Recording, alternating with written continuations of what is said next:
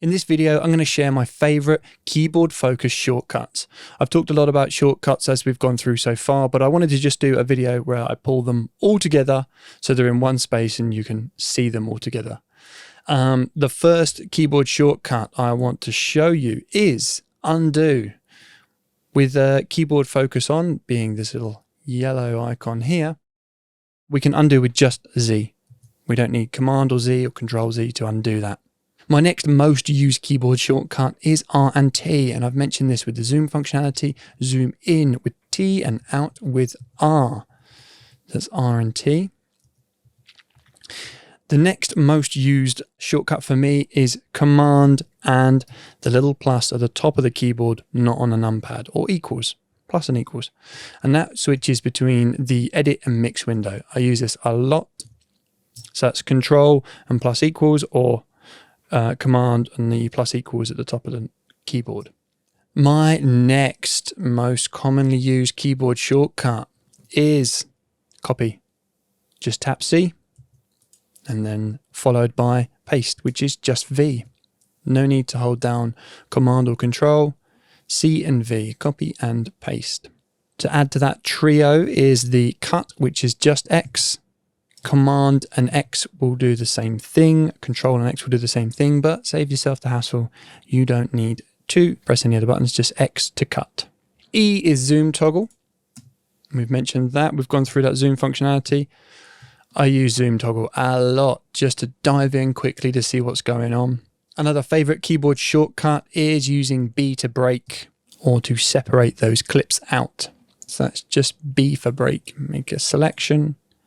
B, and that's given me a separate clip, or should I say subclip. And I touched on this earlier, but N is another one that I tap a lot, which is turning on this insertion follows playhead. I use this in our F12, loads of different stages of the mix and edit. Sometimes I want the playhead to follow, sometimes I want it to go back. So that's N for the insertion follows playback.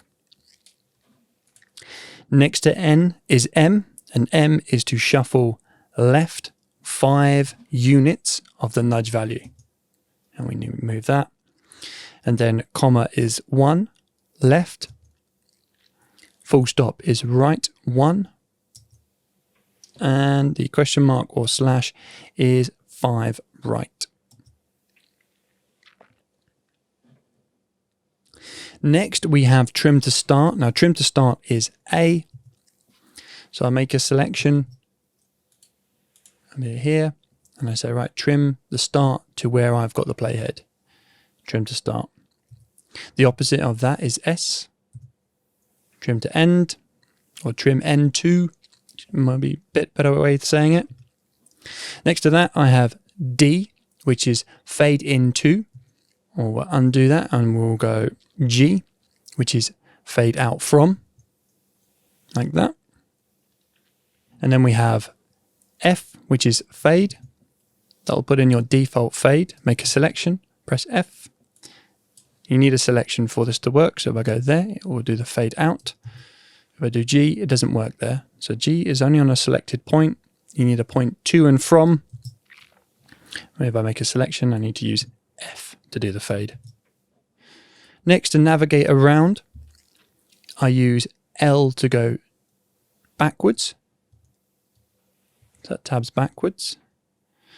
The quote mark to go forwards, and that's the same as tab. They do the same function. And then to go down, I use comma and semicolon button. And to go up a track, I go P. So P up. Colon down, L to go to the next frame boundary, to clip boundary, and apostrophe to tab along right. Other shortcuts that are accessed using keyboard focus are 1, 2, 3, 4, 5, and those are set to zoom functionalities at the moment. But if I wanted to, I could use that for clip effects, which we'll dive into in a later video. And the final one for the keyboard focus shortcuts is the minus sign at the top of your keyboard will show your automation lane for volume. And you can hide that. You can do that across multiple tracks if you've got multiple tracks selected, or you're holding down Alt. and you go Alt and minus, and it'll do all the tracks. Just show that that works without them being selected. So those are some of my favorite shortcuts in keyboard focus mode.